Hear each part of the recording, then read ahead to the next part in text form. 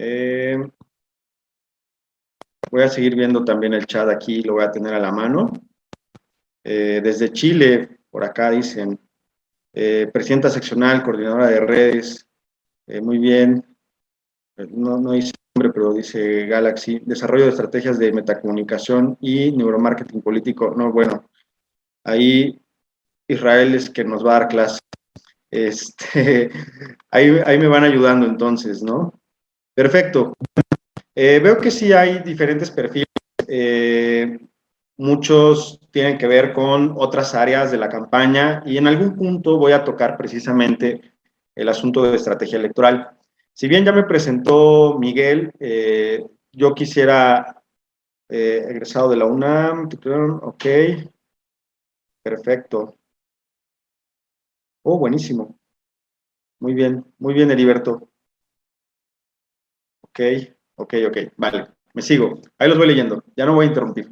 Y tal cual, un equipo de campaña y un equipo sobre todo de una consultora en materia de ingeniería electoral, como nosotros le llamamos, eh, está compuesto por varios perfiles, ¿sí? Yo era el director general de esa unidad de negocios y por lo tanto tengo un conocimiento bueno, pero general, de los diferentes servicios que estábamos coordinando.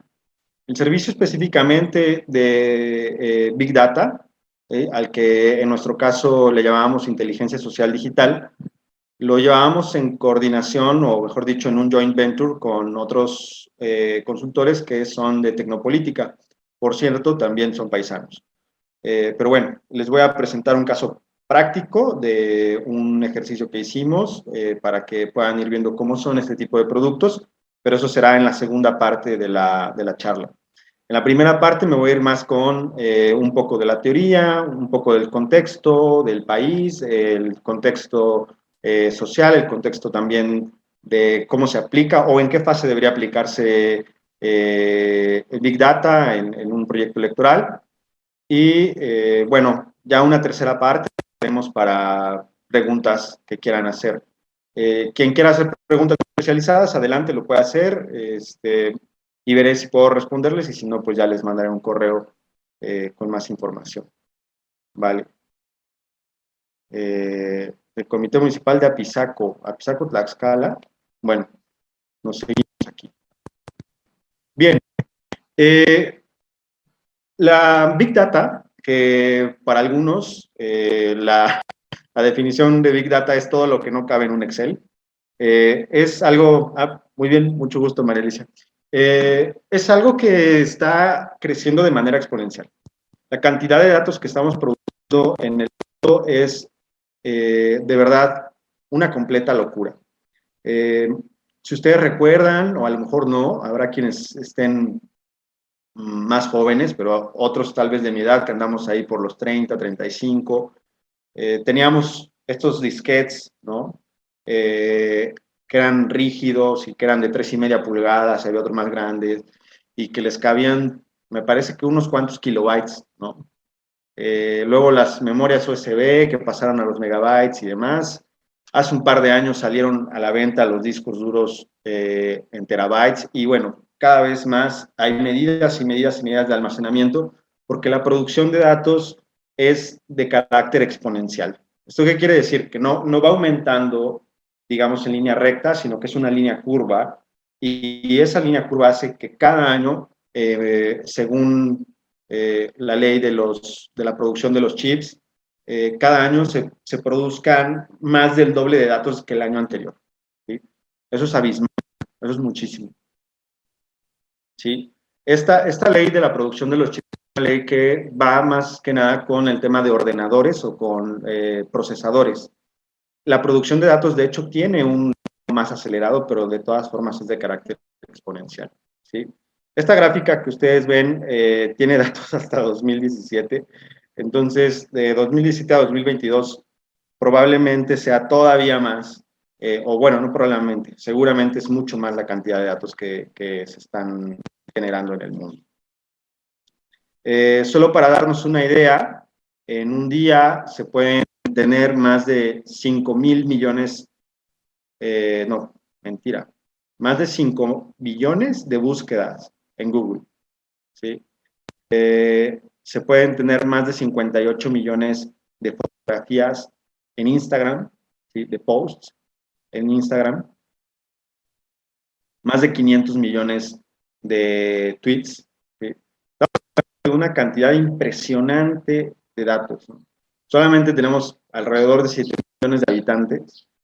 Chequen cómo tan solo las búsquedas en Google superan por mucho eso, ¿sí? Entonces, debemos entender que esto se trata de un volumen impresionante que va a definir en buena parte este asunto del nombre de Big Data, ¿sí? Y por eso les pongo las 3B y luego otras dos más. Las tres son como las de inicio, digamos las que todo el mundo dice, bueno, estas sí las aceptamos. Es el asunto de la velocidad a la que se están creando los datos y al mismo tiempo la cantidad, que es el volumen, y por otro lado la variedad, ¿sí? Que seguramente Luis ya les explicó. El asunto del Big Data es que la cantidad de datos es tan grande y tan diversa que eso genera otro par de problemas, ¿sí? Eso yo les pongo las otras dos, es la de veracidad y la de valor, ¿sí? Es decir, eh, es tanta la cantidad de información y de datos que tú puedes extraer de diferentes aplicaciones, de diferentes que tienes que tener una buena metodología o desarrollar buenos métodos para poder elegir bien cuáles van a ser los datos que vas a ocupar y para qué te van a servir, dependiendo de lo que quieras hacer, porque Big Data hay de todo tipo y para todo tipo de aplicaciones. Hoy nos vamos a centrar más en el asunto electoral, pero por ejemplo el curso que estamos haciendo ahora tiene que ver con Big Data geolocalizada y estamos viendo muchos asuntos de turistificación, muchos asuntos de movilidad, de inversión, incluso el asunto de la pandemia y de cómo se redujo los contagios por movilidad también se modeló mucho con Big Data, ¿sí? Bueno, el Big Data se recoge, como ya saben, de por lo menos tres grandes fuentes. Una de ellas son los sensores. Nos entendemos como sensores, por ejemplo, las cámaras, ¿sí? Cuando tú haces una compra, hay un sensor que está detectando que estás comprando, ¿sí? Con tu tarjeta o con el NFC o con cualquiera de estas modalidades. Hay un tipo de sensores que pueden ser, por ejemplo, los clics que das, ¿sí? Todo lo que es capturado por medio de aparatos, digamos, que se recoge de mucho de lo que hacen las personas sin que ellos intuyan o tengan claro que se están recogiendo datos a partir de eso, ¿no? Bien, otra fuente importante son las bases de datos de usuarios, ¿sí? Es decir, todo aquello que tú otorgas como información para ingresar a algún servicio o para ingresar, pues sí, principalmente algún servicio tecnológico o incluso algún servicio público, también se puede. Y la tercera fuente importante es de redes sociales. Esta es una a usar para el tema de Big Data electoral. ¿Por qué? Porque se trata, en buena medida, de recoger lo que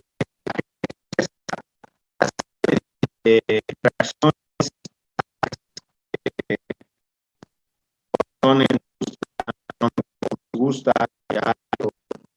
tipos de reacciones, mucho de lo que publican en texto. Entonces es muy importante esta tercera fuente porque además recoge mucho de lo que tiene que ver con la percepción y la construcción de la identidad, incluso la creación de la identidad política, ¿sí? Las otras dos nos ayudan a, por ejemplo, el tema es, muchos califican como aquello que nos permite ver qué es lo que la gente hace y no lo que la gente dice, ¿sí? Y el asunto de datos de usuarios ayuda para hacer análisis sobre todo de carácter demográfico. Todo eso es complementario y sirve para una buena estrategia electoral, pero hoy nos vamos a centrar un poco más en lo que tiene que ver con el asunto de redes sociales. Aquí aprovecho para hacer otra aclaración. otra aclaración, empezaron a dar una estrategia digital, ¿no? Estrategia digital electoral. Y entonces, a fuerza querían que hablara de este asunto de redes sociales. Y explicaba que la estrategia digital electoral abarca más cosas que únicamente publicar en redes sociales o tener una comunicación basada en el análisis de Big Data. La estrategia digital también puede incorporar, por ejemplo, tener aplicaciones que en el caso del PRI ya tienen algunas, y también en el caso de Morena, creo que en el PRI se llamaba Zafiro, en Morena no me acuerdo cómo. Nosotros tenemos una para campañas más, pues más bien estatal o municipal, que se llama Artemis, que son sistemas de monitoreo de la promoción del voto en tiempo real, de validación de la promoción del voto, pero que no todos, ahí les aclaro, no todos, pero el nuestro sí, tiene anclado también el tema de la información de la promoción del voto a la representación el día de la jornada electoral, y son como dos aplicaciones que están unidas en una misma. Bueno, este paréntesis es solo para decirles que la estrategia digital no es solamente de comunicación en redes sociales. La estrategia digital puede incluir otra serie de servicios y de aplicaciones y de softwares que le sirvan para gestionar mejor su campaña, ¿sí? Otro, por ejemplo, puede ser simplemente que uses un gestor de tareas, como puede ser ClickUp o Monday, que ayuda a tener una campaña mucho más organizada, y ya estás utilizando herramientas digitales para monitorear tu campaña, ¿no? Pero bueno, solo para tener claro que el universo es más amplio que esto. Bien, me voy a ir muy rápido con esto de las cifras en México, eh, para tener como referencias muy breves, ¿no? En México, esto es la ENDUTI, que es la encuesta nacional de uso y acceso a las tecnologías de la información en los hogares. Pues en 2020 teníamos ya 84 millones de usuarios de Internet, que es el 62% de la población. La evolución de esto ha sido bastante rápida. Del 2017 al 2088 millones, casi 20 millones más, ¿sí? Por cierto, ¿cuál creen que sea el espectro de edad en el que más rápido se estén aumentando los usuarios? A ver si alguien se anima ahí a decir. ¿Qué usuarios de qué edad están aumentando más rápido eh, su uso de Internet? A ver, y ahorita les digo quién tuvo la razón. Bueno, Están comentando acá en quienes estamos presentes en el comité ¿no? directivo de 12 a 16, es lo que comenta acá Osmar. Y nuestro amigo Chema dice que a los 15 años. Ah, Y en pues el yo chat hay más. creo que, bueno, ya llamaron por ahí. A ver, ojo, es la pregunta que estamos viendo en la, en la gráfica. En la gráfica vemos dónde están, en qué grupo de edad está la mayor cantidad de usuarios. Bueno, afortunadamente, Miguel, Jazz y yo estamos en ese, ¿no? Pues en el de 25 a 34. Entonces, somos el arquetipo del usuario de Internet, todavía. Sin embargo, no son a mayor velocidad los que están aumentando, no son los de 15 ni los más chicos, en realidad son las personas más grandes. La mayor cantidad de usuarios que se están adscribiendo a Internet por primera vez son aquellos que tienen más de 65 años. Es el rango de edad que está creciendo más rápido como de Internet. Lo cual es muy importante en varias cosas. Yo estoy seguro de que algunos han tenido broncas con que su papá o un tío o un abuelo se compre un bulo o un fake news, y tengan que intentar como desmentirlo o tranquilizarlo o cualquier cosa de ese estilo. Entonces, toda esta masa, o esta masa de personas que ya tienen edad para saber leer, escribir, y también tienen algún acceso económico de alguna forma, antes no estaban usando teléfonos celulares, ahora ya, y no usaban redes sociales, ahora ya. Entonces, por eso crecen más rápido que los sectores jóvenes. Eso vale la pena para el tema de estrategias. Bueno, la gran mayoría hace uso de Internet a través del smartphone, pero así abismalmente. El uso también es diario, abismalmente. Y bueno, aquí ya se pone un poco más interesante, que es para qué se utiliza normalmente, ¿no? Vemos que el uso más recurrente es el de para comunicarse y después el de redes sociales y el de entretenimiento, ¿sí? Después sigue el tema de contenidos audiovisuales, que puede ser pues, más como YouTube o TikTok o Reels, o no sé, que está como combinado, ¿no? De pronto en Internet es difícil establecer qué usas para entretenerte, qué usas para informarte, porque, por ejemplo, algunos usuarios de acceder a noticias o capacitaciones o consejos o tips y hay quien solamente se la pasa viendo los trends de bailes o de bromas, no sé. Entonces, bueno, es como difícil de establecer esa metodología, pero aquí el INEGI lo intenta, ¿no? Bien, esto tenía como intención dejarles claro que de todo lo que tiene producción de contenidos, la comunicación en Internet, es un fenómeno que se encuentra todavía en aumento. De hecho, no lo coloqué acá, pero si uno revisa el mapa, México todavía se encuentra muy por detrás de los países de la OCDE en cuanto a la cantidad de usuarios en porcentaje de población. Por ejemplo, España está alrededor del 90% de la población que tiene ya como usuarios de Internet, mientras México está, como veíamos, apenas por encima del 70%. Bueno, ya casi llegando al 90, no, al 70, 88 millones, 70 y tantos por ciento. Ok, entonces es algo que en México todavía tiene una curva de crecimiento importante, ¿sí? Tengámoslo claro.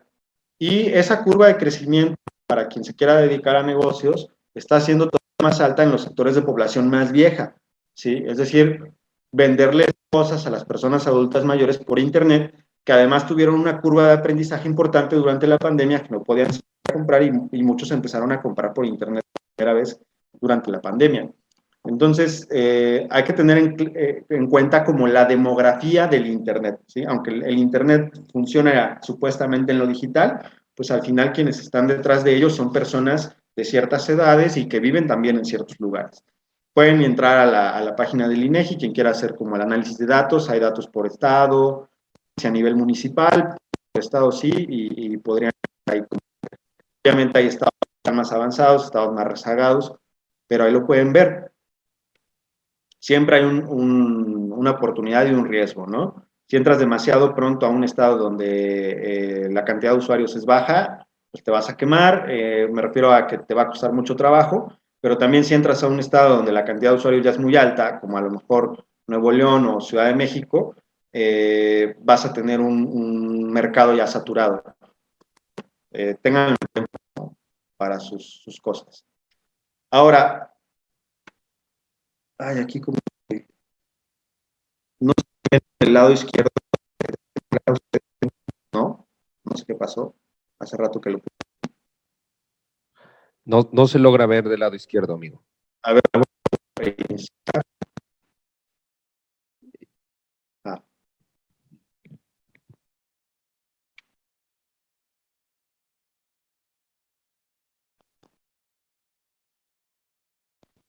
creo que ya. Bueno, ahora, otra parte del texto es ver cómo funciona esto en la parte como sociológica, para tenerlo claro, y hablar también incluso de los riesgos que tiene, ¿no? El asunto es, y esto lo pueden buscar, así se llama el libro, Capitalismo de Datos, y hay otro que es de velocidad total, ¿no?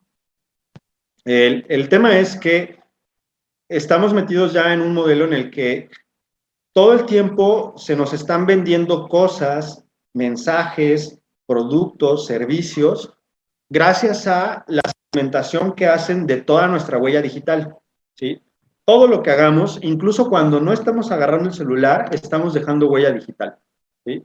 ¿Por qué? Porque tiene el micrófono encendido, porque tiene el GPS, porque incluso monitorea cuánto tiempo pasa la pantalla prendida. Eh, hay una cantidad de datos que todo el tiempo estamos produciendo. Y de velocidad total, quiere decir que se dan estímulos también de forma muy rápida. Es decir, queremos que tener satisfacciones inmediatas, ¿sí? De hecho, gran parte de la política exitosa por ejemplo, de Netflix es, tú puedes elegir en qué momento quieras ver, ¿no? Es como, no tienes que esperarte a la televisión, a que lo pasen, al cable, o que vayas a rentar, o nada. Es aquí y ahora lo que tú quieres, ¿no? Y Amazon también, o sea, el éxito de Amazon es que ha hecho una gran inversión en logística de tal forma que la entrega de sus paquetes es cada vez más rápida. Entonces, hay ocasiones en las que incluso pides algo en la mañana y 4 horas después ya lo tienes en tu puerta, ¿no? Sobre todo si contratas el Prime, pero en general cada vez está volviendo más rápido, ¿sí? Bueno, ¿esto qué va a generar? Lo que yo creo que genera, y lo explicaba como en términos de física, a ver si se acuerdan de sus clases de física del bachiller. ¿Se acuerdan que nos enseñaron algo que se llamaba el movimiento rectilíneo uniforme, o esta cosa de los vectores, ¿no? Entonces teníamos un cuerpo que tenía cierta masa y se le aplicaba una dirección y una fuerza, ¿no? Y como que calculábamos su movimiento. Bien, lo que yo creo es que este asunto del capitalismo de datos y de velocidad total modifica la velocidad y la fuerza de los vectores. Es decir, le imprime mucha más información, pero también mucho más, ahorita te los explico, como identidad, como conflicto a las cosas. Entonces hay que tener cierto cuidado con eso, ¿sí? Hay que hacer un tratamiento ético de estas herramientas, o lo más posible al menos. Bien, esto va a provocar que los discursos, las confrontaciones discursivas, narrativas, generen que tú trates de identificarte muy rápido con los espectros que ves alrededor de un problema, ¿no?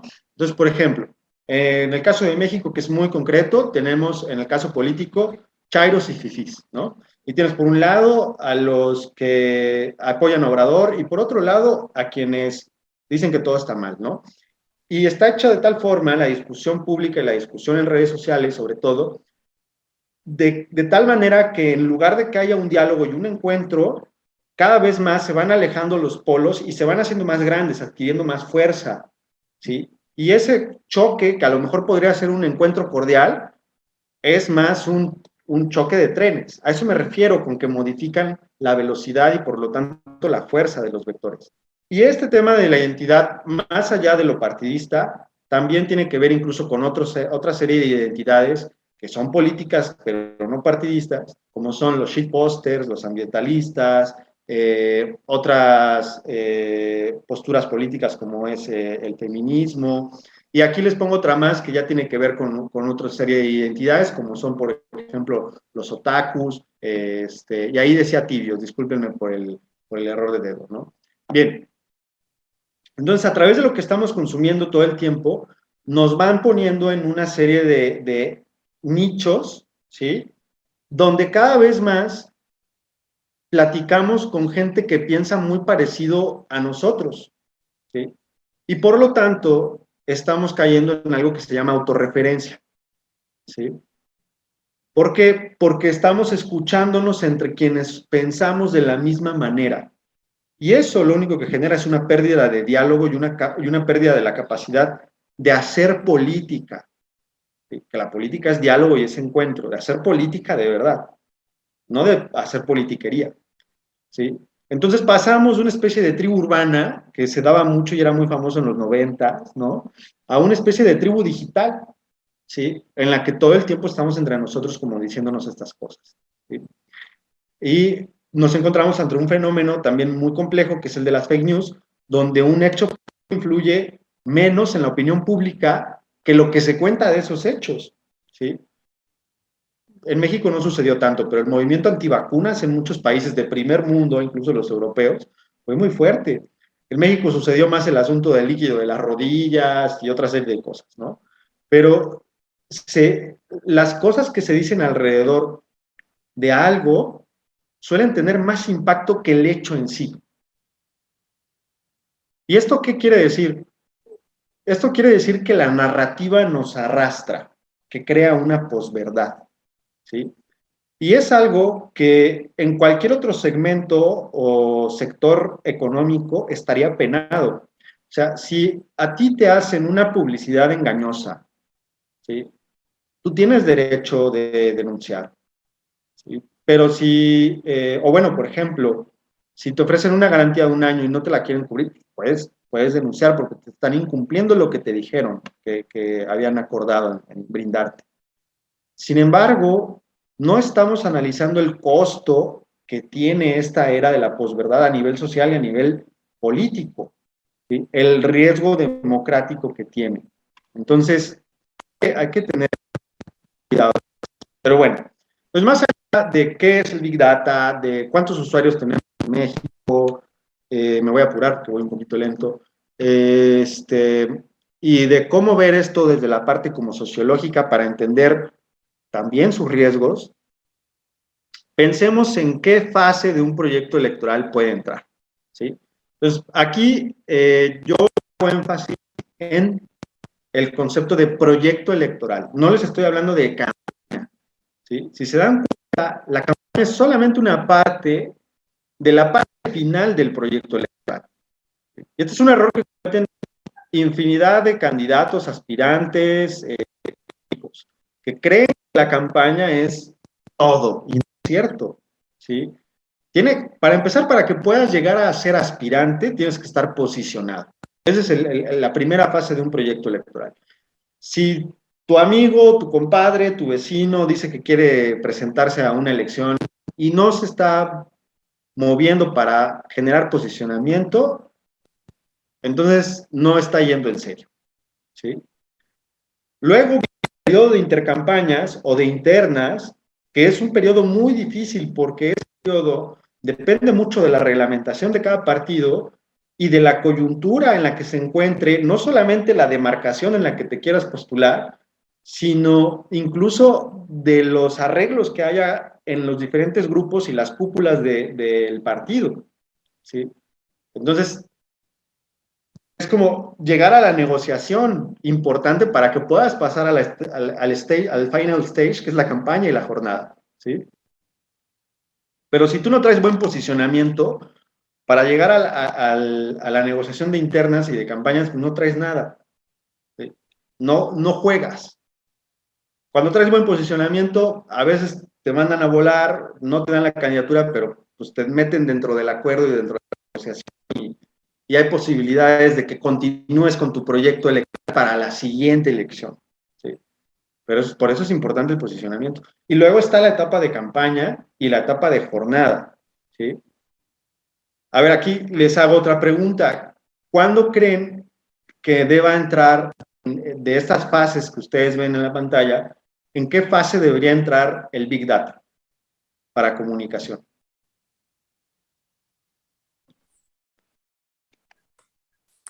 Participen en el grupo o alguien que quiera participar acá en el Salón Presidentes. A ver, acá hay una participación. A ver. ¿Serían posicionamiento? Ok. Bien, sí, efectivamente, desde el posicionamiento. ¿Por qué? Porque tienes que identificar las preocupaciones, los elementos y las narrativas que se están ubicando para que puedas insertarte en eso que es la gran discusión pública política, la demarcación que quieres participar, ¿sí? Si no traes, o sea, podrías no traerlo, y ahorita voy a ese punto. Pero si no estás preocupado por esa parte de posicionamiento, incluso sin Big Data, o sea, porque lo puedes hacer con otras herramientas más rudimentarias y más económicas, sobre todo para campañas pequeñas, podrías, o sea, lo que puedes hacer es no traer Big Data. Lo que no debes dejar pasar es preocuparte por insertarte en la discusión pública y posicionarte desde antes, ¿sí? Bien, entonces justamente ustedes van a ver como de servicios y herramientas que nosotros tenemos. Y esto que ven en la parte de ISD es eso, la inteligencia social digital, ¿sí? O lo que nosotros ocupamos como análisis de Big Data de redes sociales para crear un mensaje y posicionamiento muy claro, ¿no? Bueno, que esté nada más ahí no quiere decir que no recorra todo el camino, tiene que estar presente, simplemente que cambia mucho, al igual que las encuestas, cambia mucho lo que haces de punto de partida, que es un baseline, que vas a hacer después, que es una medición de... ¿sí? Eso también aplica para análisis de Big Data. Ok, bueno, aquí no me meto más en explicarles a detalle esto, pero es parte del modelo de gestión integral de campañas que nosotros tenemos. Y vamos a ver algunos ejemplos que me hacen bastante clic para ustedes en cuanto a buena estrategia de Big Data y de comunicación y mala, ¿no? Y vamos a ir del mejor al peor. ¿Sí? Y perdón si no les gustó los ejemplos que agarré, lo siento, son de los que me acordé, ¿no? Entonces, tenemos por un lado la estrategia de comunicación del proyecto de Andrés Manuel, sobre todo para la elección de 2018, que fue muy eficiente. Ellos ganaron la discusión y la narrativa desde que surgió la crisis de la Casa Blanca y de los 43 de Ayotzinapa. A partir de ese momento, la narrativa en redes sociales era la que ellos ponían. Pero además estaban pues bien coordinados por un asunto de sus diferentes redes también territoriales, ese es un fenómeno, ahorita les explico, y una serie de productos, de influencers, que son denesnables, que no son veraces ni nada por el estilo, pero que funcionan dentro de los eventos a los que ellos les hablan. Y sobre todo, que logran movilizar a las personas para votar o incluso también los logran movilizar muchas veces solo en lo digital. Por eso, Andrés Manuel, en su discurso de campaña, en algún momento se detiene y dice: mi agradecimiento a las benditas redes sociales. Que es una frase que debe quedar para la posteridad, ¿no? Porque si Peña Nieto fue presidente de las televisoras, Andrés Manuel fue el presidente de las redes sociales, o será el presidente de las redes sociales, como le podamos. Luego está el ejemplo de Wikipedia, se llevó un tiempo con el asunto de este chavo Kumamoto, y una campaña específica que se llamó Sin voto no hay dinero, ¿no? Y que era una campaña en la que ellos buscaban que el financiamiento público de los partidos estuviera anclado específicamente o mayoritariamente a la cantidad de votos que tuvieran. Tenía cosas buenas, cosas malas, la propuesta que ellos tenían, pero lo importante fue que con una estructura apartidista y más bien desde de las organizaciones de la sociedad civil y muy juvenil, lograron crear un hashtag y una serie de pasos y de actividades para que a nivel territorial, cada una de las personas que vivían en diferentes estados buscaran a sus legisladores federales para preguntarles sobre esta iniciativa, ya sea por redes sociales, por teléfono, en persona incluso. Entonces, lograron movilizar. No fue suficientemente exitosa, pero lograron movilizar, ¿no? Ahora, hubo por ahí, después de la elección 2018, un movimiento dentro del PRI, en el que incluso yo también participé, que se llamó Revolución, que intentó tener una narrativa muy clara, ¿sí? Que recuerdo que era como o refundamos o nos refundimos, algo por el estilo, y que también generó mensajes muy poderosos, pero que ya no logró llevar a la parte territorial la movilización de su mensaje, ¿sí? Porque además recordemos que en el tema de redes sociales para elecciones, tienes que convertir todo lo que estás sembrando en redes sociales, los tienes que convertir en votos, porque las elecciones se ganan con personas yendo a las casillas a votar. El territorial de esas personas es por sección, o sea, hay una organización territorial clara, delimitada, con cómo hacemos que esto que se opera por aire, ¿sí?, que son las redes sociales, baje a tierra. y que la gente vaya a votar. Entonces, por eso hago énfasis en lo importante que es que algo movilice y que tenga buena narrativa, pero además que movilice. Y en el último está el caso, y perdón que lo pongan como el peor, pero yo así lo veo, de la campaña de José Antonio Meade, que José Antonio Meade es un extraordinario servidor público y gran persona, pero su campaña se basó en un tuit, es decir, en una improvisación, en un punto donde él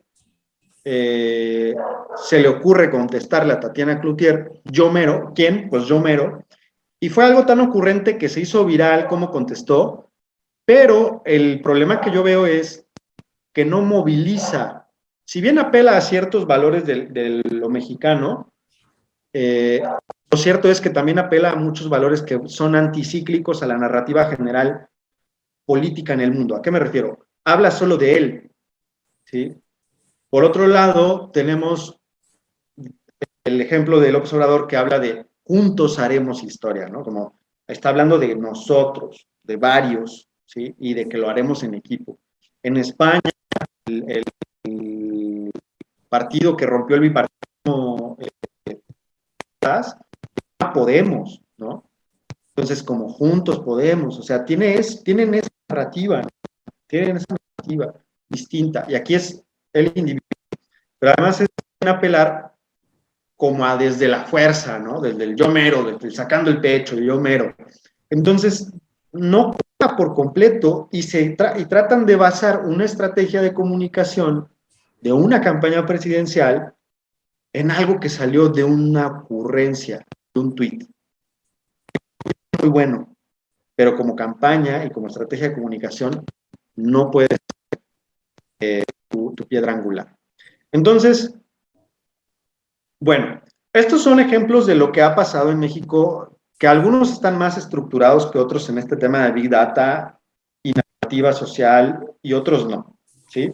Hay ejemplos internacionales, el más conocido es el de Cambridge Analytica, ¿sí? En el que justamente esta consultora de análisis de datos toma una gran cantidad de datos de, me parece que alrededor de 50 millones de usuarios en Estados Unidos, contemplando a quienes usaron una aplicación y a sus contactos, para generar una serie de, sobre todo, fake news, que ese es el problema con Cambridge Analytica, que hacía que el secreto del voto blanco pobre de Estados Unidos, Trump, hiriera peor a Hillary Clinton, ¿sí?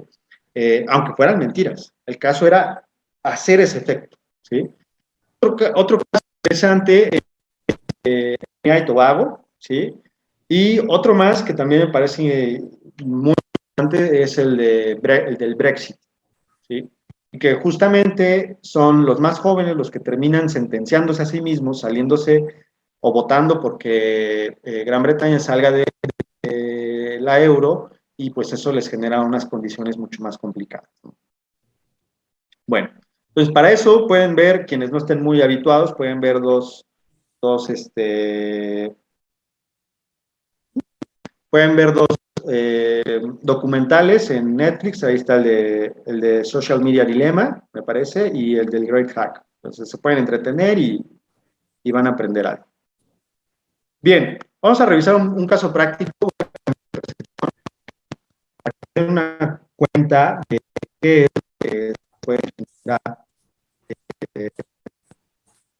desde este tipo de análisis, ¿sí? Es que se va.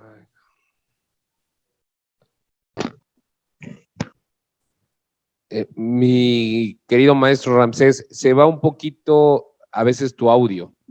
Sí, lo siento, lo siento. Déjenme ver si apago mi video y con eso mejora. Ajá, cuando estés en las diapositivas, Sí. podemos mejor Mira, escuchar tu voz. ya lo apagué de una vez. Ya lo apagué. Perfecto, gracias.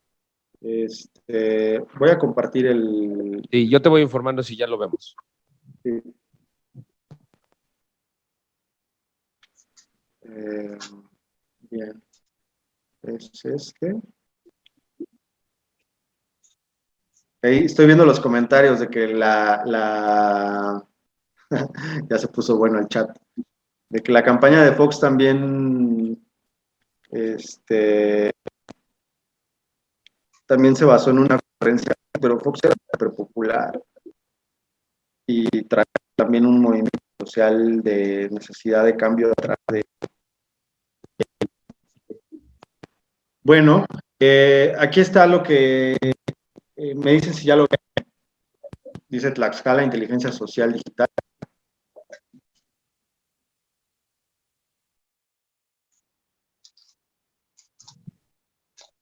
Listo, ya vemos la diapositiva. ¿Ya? Bueno. El mejor mensaje es el que la gente quiere oír, sí, totalmente. Vale, me voy a seguir.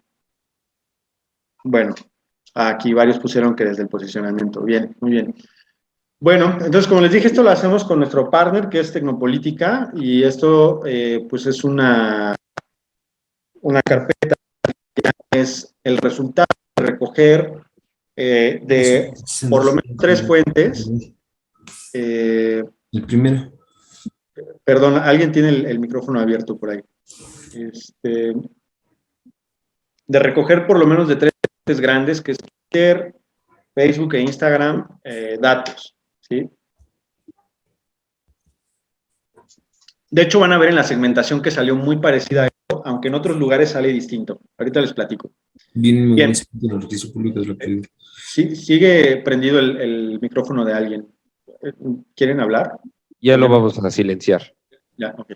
Una disculpa. No te preocupes. Entonces, lo primero que se hace es identificar lo que es cuál es el tema de conversación de las audiencias, ¿no? Que era esto que les comentaba de identificar intereses, identificar de qué se trata la digital principalmente, ¿no? En el caso de Tlaxcala, que se hizo para ese estado, fue los temas más importantes fueron salud, economía y seguridad. Que además esto es súper básico, porque además fue en 2021, había nos tocó conocer un delegado, a José Luis Cavazos, que fue gobernador de Tamaulipas. Decía, siempre es empleo, y servicios, siempre, ¿no? Siempre es eso. Y bueno, aquí se parece, ¿no? Economía y seguridad. Bueno, después de identificar los temas más importantes, sale como grande, pero porque trae un aparato de, pues, entre bots y redes del propio gobierno, de empleados y de sus redes como extendidas de los burócratas, que empujaban mucho cuando había necesidad, empujaban mucho el asunto de gobierno estatal en la agenda de redes sociales, ¿no? Entonces, bueno, se identifica también, por ejemplo, si son los temas, se habla más de forma positiva, de forma negativa, o pues más bien intermedio, ¿no? Como podrán ver aquí, seguridad es el que trae menos positivo. Y después de cada uno se establece como cuáles son los temas específicos que se quieren tratar. También se hace un análisis de cuáles fueron los picos de la conversación, por ejemplo, en este asunto que es el de ya me perdí. El de gobierno, cuáles fueron los picos de conversación, ¿no? Entonces, por ejemplo, cuando está el primer caso de COVID, cuando se hace el informe picísimo, lo que les digo, aquí es la estructura de gobierno con sus redes y todo, la conversación, ¿no? Bueno, el periodo de análisis puede cambiar, pero se recomienda por lo menos 12 meses para tener suficiente data, ¿no? Al mismo tiempo se hace un análisis de cómo fue cambiando el humor social dependiendo del pico, porque hay picos que son positivos y picos que son negativos. Y bueno, también un poco del desglose de esta categoría de gobierno que ya trae como el tema electoral y percepción de. Bien, tampoco me voy a alargar tanto, pero voy a intentar irme como algo más rápido. Aquí se monitorean principalmente 2 redes sociales para entender cuál es el ánimo en cada uno, ¿sí? Curiosamente, o no tanto, gobierno en Twitter sale más como en color intermedio, ¿no? Como ni bien ni mal, y en Facebook está muy empujado a lo negativo, aunque gana lo positivo, pero hay unos negativos altos en Facebook que tienen que ver. Luego, bueno, también se monitorean cuáles son los hashtags importantes, y el tema de salud, menos lo mismo, no va a tener tanto, salvo en algunas cosas, pero los picos de la conversación fue el de unos médicos, otro más fue sobre el activismo de la comunidad, pico empujado también por las redes de gobierno, por ejemplo, ¿sí? Entonces, el pico, digamos, alto es el de la agresión a médicos. Y los monitoreos distintos, me voy a detener solamente como cosas muy, muy específicas, ¿sí? Bueno, miren, por ejemplo, acá estamos con el tema de salud, ¿no?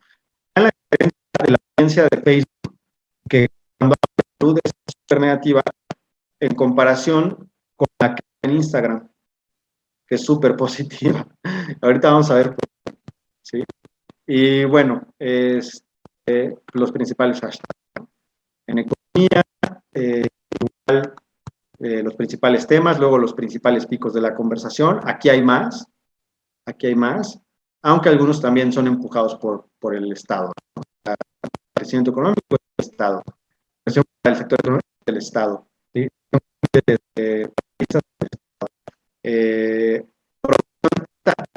ejemplo, este es un pico, ¿sí? Promoción de la volante de quesos. Amigo, se Sí, sigue cortando un poquito. No sí. sé si gustes que nos desconectarte y volver, a lo mejor luego a veces eso ayuda. A ver, intento. A ver si pudieras desconectarte y volverte y te volvemos a ingresar. Sí, sí. Porque acá nos está marcando que sí es inconsistente la conexión.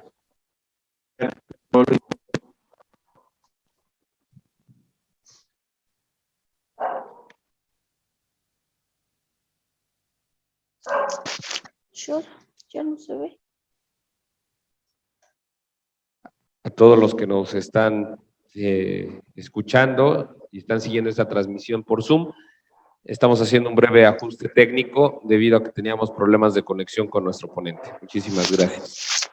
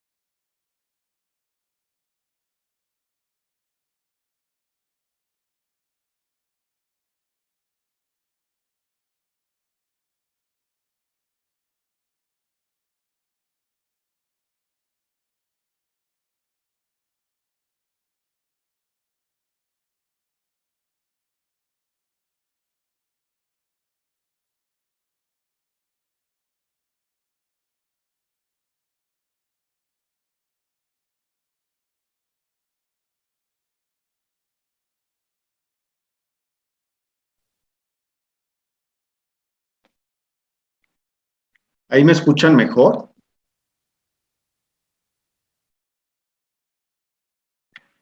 Sí, Sí. totalmente. Ok. Excelente. Sí, te escuchamos mejor, amigo. Y agradecemos Voy a... a compartir, a ver si eso no genera problema. Perfecto. Adelante, amigo. Damos... Vale. Se Y la escucha voy a más nítido. compartir. Adelante. Vale, la voy a compartir así para ver si la pantalla así jala menos recursos. ¿Vale? Bueno, entonces, como comentaba, hay picos que empuja mucho el gobierno del Estado y hay otros que son claramente, pues, ¿cómo decirlo? Orgánicos, ¿no? Entonces, por ejemplo, de la una vendedora ambulante de quesos es orgánico, ¿sí? Pero el del cuarto informe, pues, es empujado por la estructura de gobierno. Ahora, ¿qué pasa? Si se dan cuenta, por lo que ya seguramente empezaron a notar, en el caso de Tlaxcala, y era lo que les decía, hay una cantidad de usuarios, todavía no tan grande, de hecho, es de los estados que tienen menos usuarios en el país, solo por detrás me parece que Chiapas, Oaxaca y no me acuerdo qué otro. Entonces es muy fácil que un actor entre a empujar temas a la agenda de redes sociales o a la discusión, ¿sí? En este caso suele ser el gobierno del estado. Vale.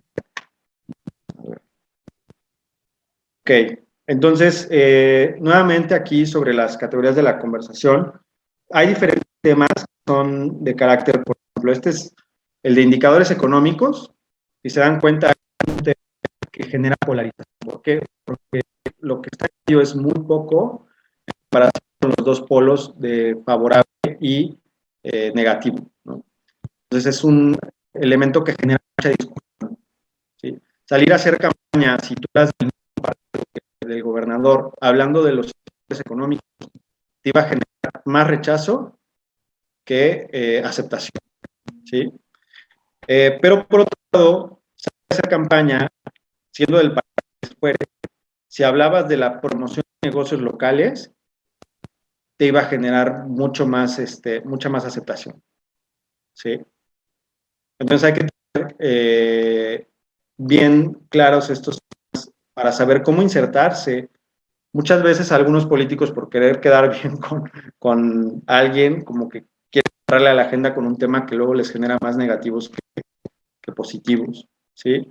Nuevamente el asunto de las fuentes, cómo tienen diferentes humores sociales. Instagram es muy positivo, blogs son regulares, y Facebook está polarizando más incluso que en Twitter, ¿sí? Esto es interesante porque, por ejemplo, en el caso de Tlaxcala,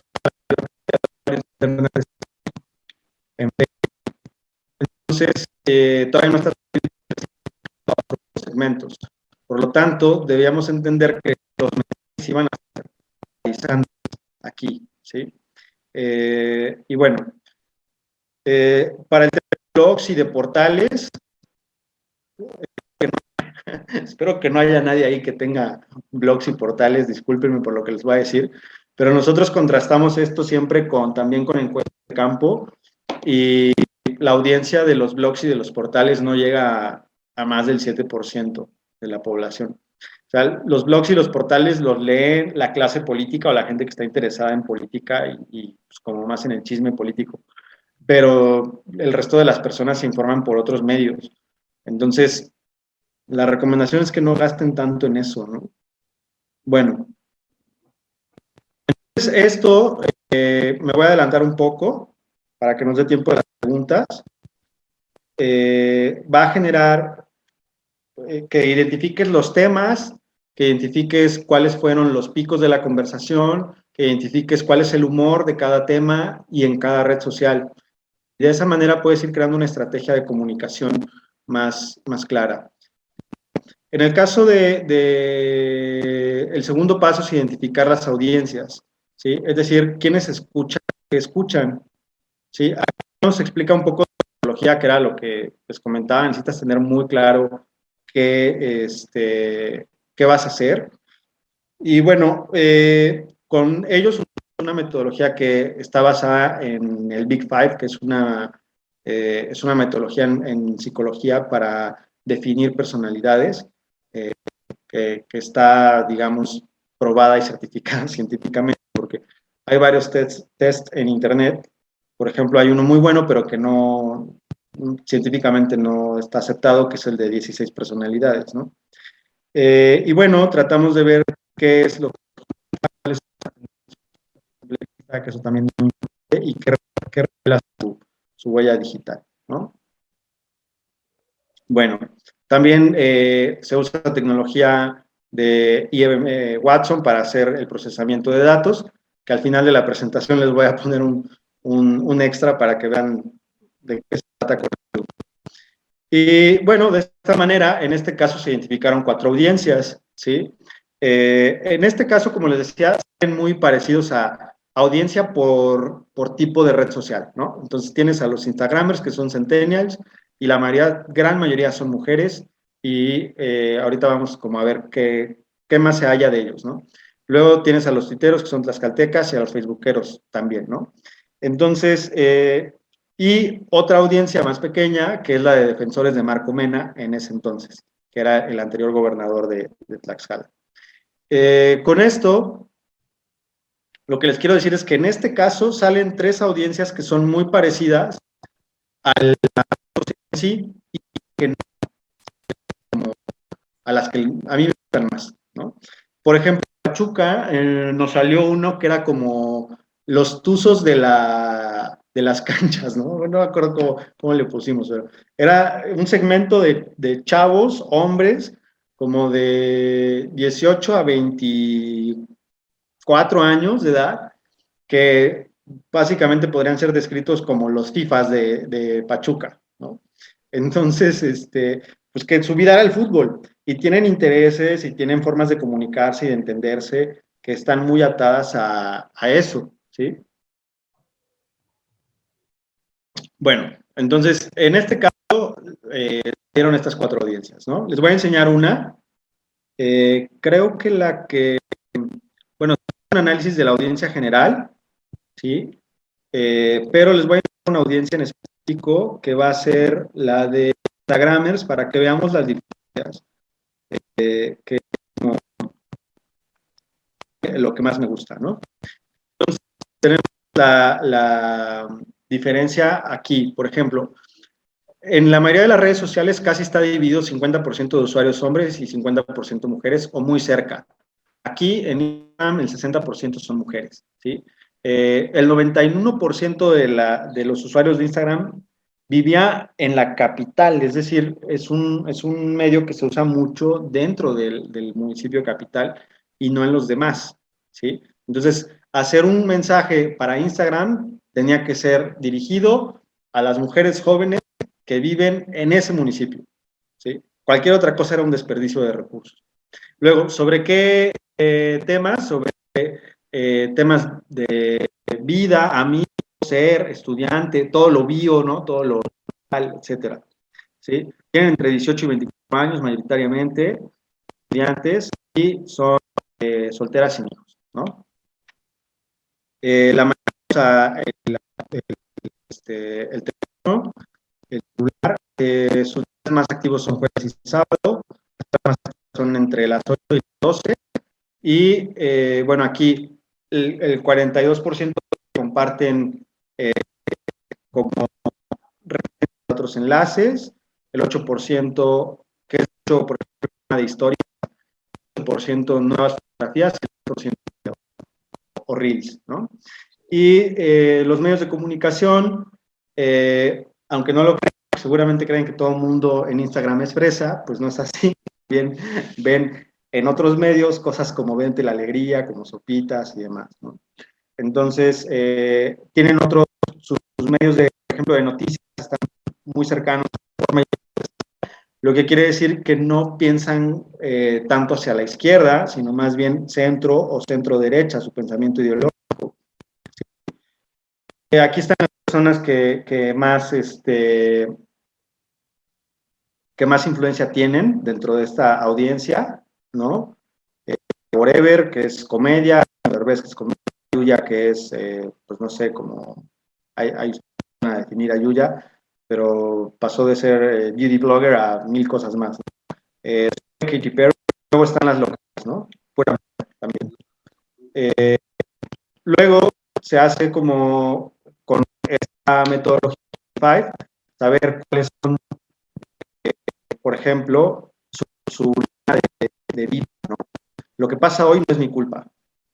Eso es súper interesante. Entonces el mensaje tiene que ir hacia ofrecerles soluciones, a que el mundo les tiene que solucionarles cosas, ¿no? Bueno, pues también desde la parte racional piensan, ¿sí?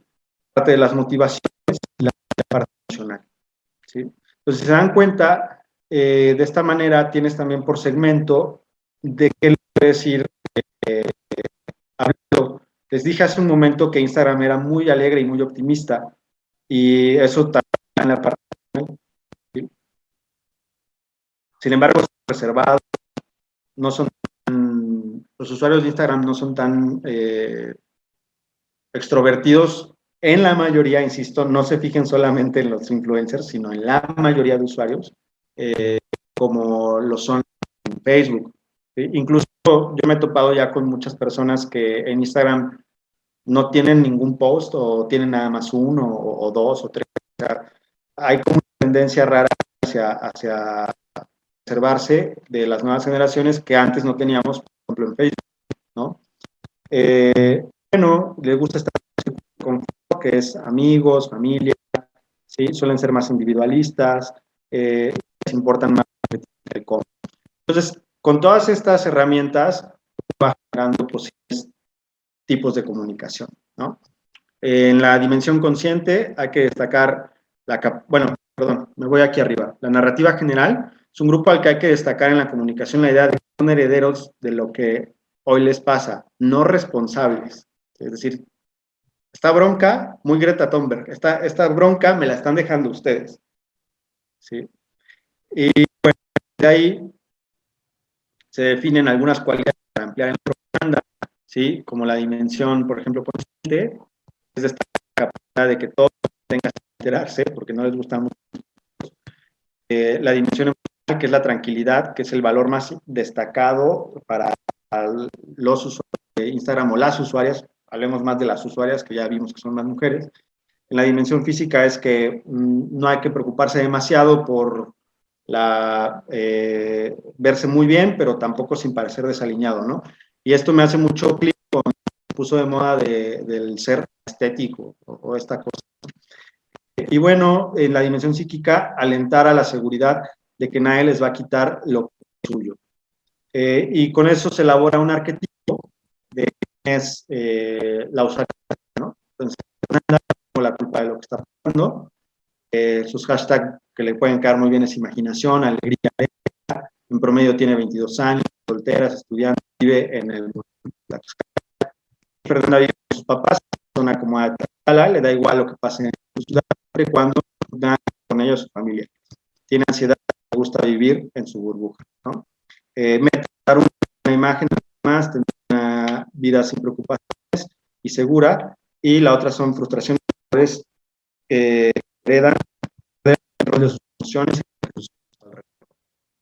Yo sé que ese arquetipo se ve muy mal, ¿no? Pero cada uno, les voy a poner otro, solamente el arquetipo de, por ejemplo, los defensores de Marco Mena, ¿no? Entonces, bienestar es estabilidad. O sea, ellos querían que no hubiera cambio. ¿Sí? Estabilidad, transparencia, bienestar. Edad, 40 años. Ubicación, escala. Familia, soltero y ocupación, abogado, ¿no? Este es un arquetipo. O sea, Marco no existe, es solamente un arquetipo. Y se dice, por ejemplo, que Marco vive en un departamento, tiene una maestría intelectual, aprovecha el horario de trabajo para mantenerse informado de lo que ocurre en su ciudad y en su país. Su nombre de valores que da un peso importante a la estabilidad y al progreso colectivo sin necesidad de grandes cambios o de cambios abruptos, ¿sí? Aprender, sus metas son aprender y estar bien informado y tener una vida estable. Sus frustraciones son los cambios y el estrés. Pues fíjense cómo este es un perfil mucho más conservador, mientras que otros perfiles, como por ejemplo el de Facebook, a ver si por acá, el de Facebook, también es ligeramente más masculina la audiencia en Facebook. Y bueno, aquí tenemos, ¿no? Lo más importante es el hoy, y es más optimista, más de futuro, más optimista, perdón, como incluso tirando un poco más a la parte como de emprendimiento, ¿no? Desde 30 años, es de Apizaco, está casado, es administrador, y dice, Juan, rentar a su esposa, está pensando en tener hijos, le gusta relajar en casa y hacer turno o videos en YouTube. Atención a su red personal, no es que sea súper desarreglado, pero más bien tampoco es alguien pues fashion, ¿no? Por decirlo de alguna forma. Es experimentar cosas nuevas, vivir tranquila, lograr sus frustraciones, estar bajo presión, rutinas y mostrar su emoción. Entonces, fíjense cómo, dependiendo de todo lo que se recoge, se puede ir generando una segmentación y al mismo tiempo una serie de mensajes.